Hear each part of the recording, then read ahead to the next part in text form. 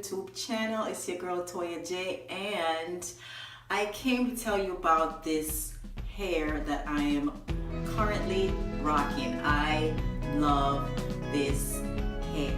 This hair is from Ray's Bundle. I'm going to put all her information in the description bar below where you can contact her, where you can get your hands on some hair like this. This is amazing. It's so soft. It was so easy for me to curl, and the curls last so long. When I made this unit, I think a couple weeks ago, I curled it. I washed it, let it air dry, and I curled it.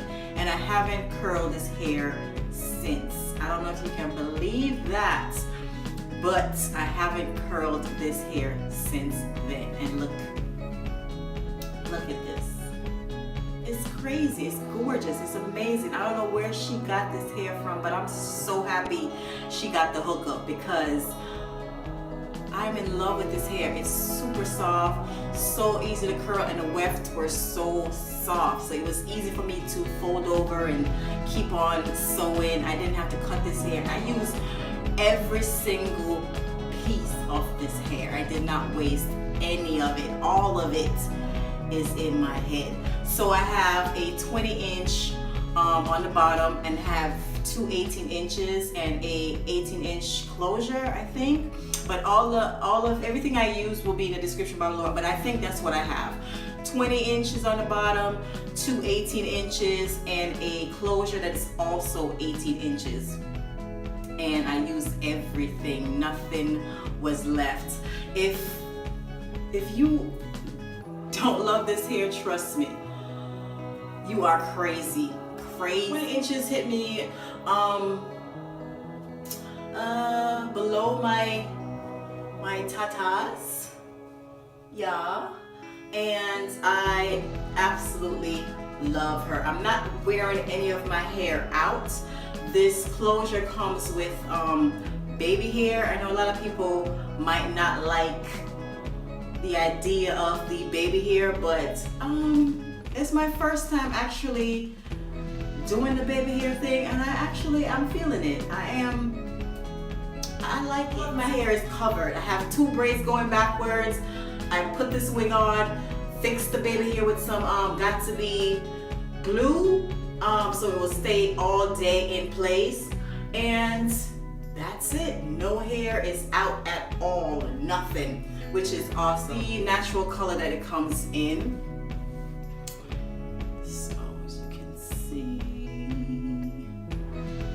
you can bleach it, dye it, whatever you want to with this hair. You can make the wig into a center part. You can do whatever you want. So without further ado, let's get into the tutorial. And thanks again for watching.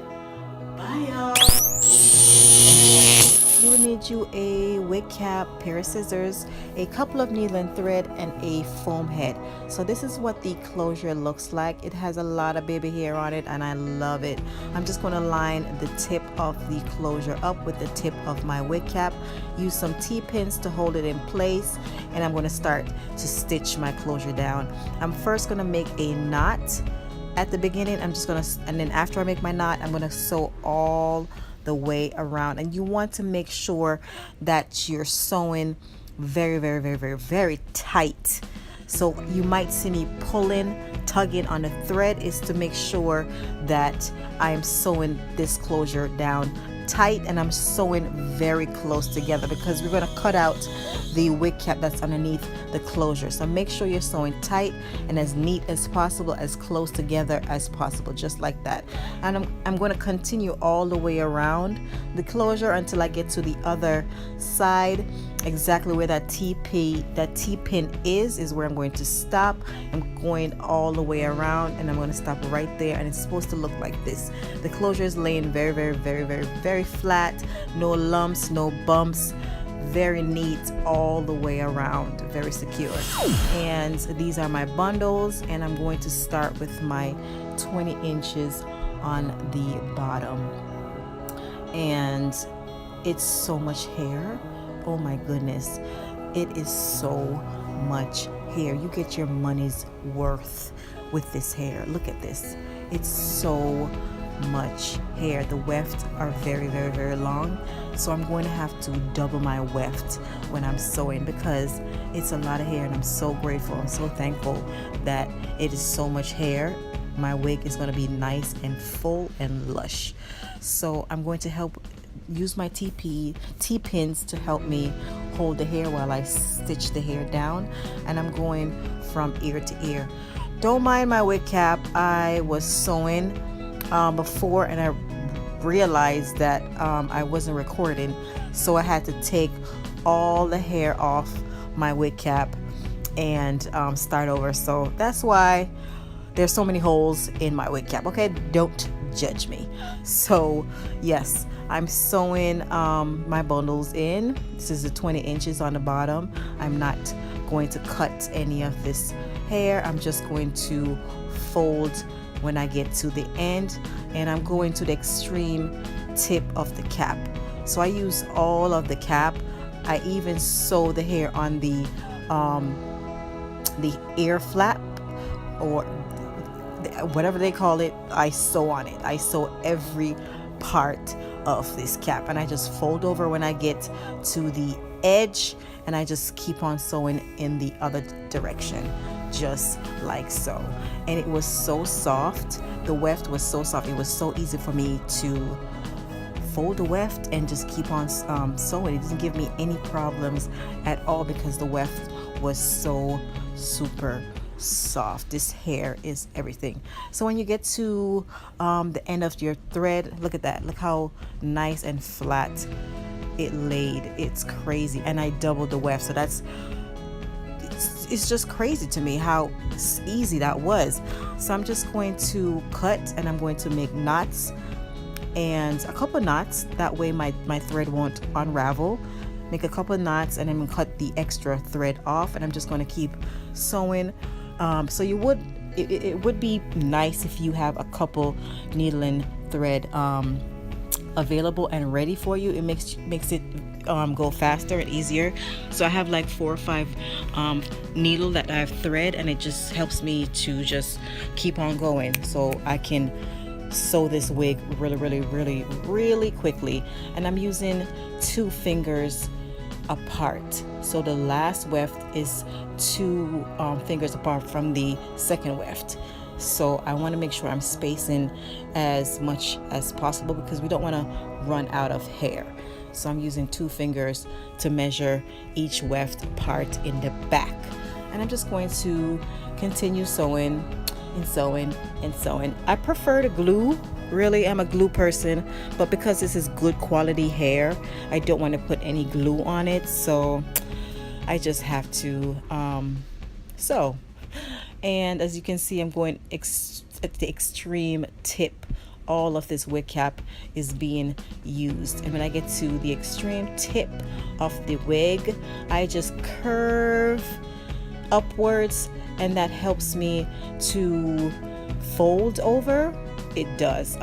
If you want to try this, then trust me, you would love it. When you get to the extreme tip, just fold over. Well, curve your weft upwards, and it'd be easy for you to fold over and continue.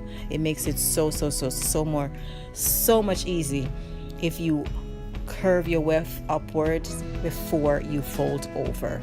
So that's how I always do my wigs.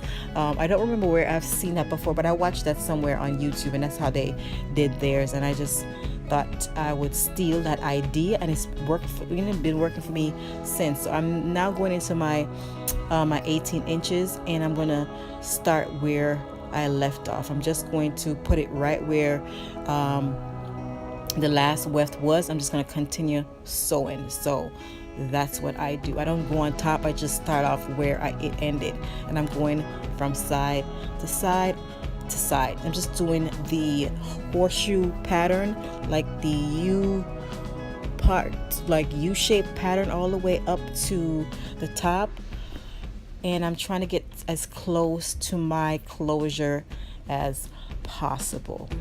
And as you can see, sewing takes a long time. That's why I prefer to glue, but you know what can I do? So I'm just going to continue to sew. When I get to the extreme top, I'm not going to be doubling my weft anymore because I want the wig to lay as flat as possible. So I'm going to do single weft at the top of the head. This is my last bundle of hair, and I'm doing single weft. And as you can see, I'm at the very top of the head, and I want to connect the closure with my hair. So I sew in to my closure, and I go into the hair, and I make sure that they're not laying on top of each other, but they're close to each other, right next to each other. But you want to make sure that your hair is laying flat and it's not bumpy, but make sure you connect both of them together so there's no space at all. So as you can see, I know my finger is in the way, but it's hard to record what I'm doing when I'm sewing because my hands it's all in the way, but there's nothing I can do. I'm just hoping that y'all can see what I'm talking about. But I'm sewing into the closure, and I'm going underneath the hair just like that, underneath the weft, and I'm just going to knot just like that. So it's not bumpy, it's laying flat, and I'm all done. Yep, very nice, very neat, very full wig. It's gorgeous. And what we're going to do now is we're going to cut out the cap that is underneath the closure because we want to expose the closure, right? We want it to look as natural as possible. So when that closure lay against your scalp, it will look like it's growing out of your scalp. It will look like your hair. So we just want to expose the closure just like that. Be careful not to cut any thread because it will unravel. I'm using some mousse to make my part as nice and neat and flat as possible, and this is what it looks like after I am done. I am done and I'm happy, and this hair is gorgeous when it's wet. You can wear it just like this, nice. So if you go to the pool or any event where they have water and gets wet, that's what it would look like, and it's absolutely gorgeous. It's absolutely gorgeous, and it's wet. Can you imagine what it's gonna look like once this baby dries?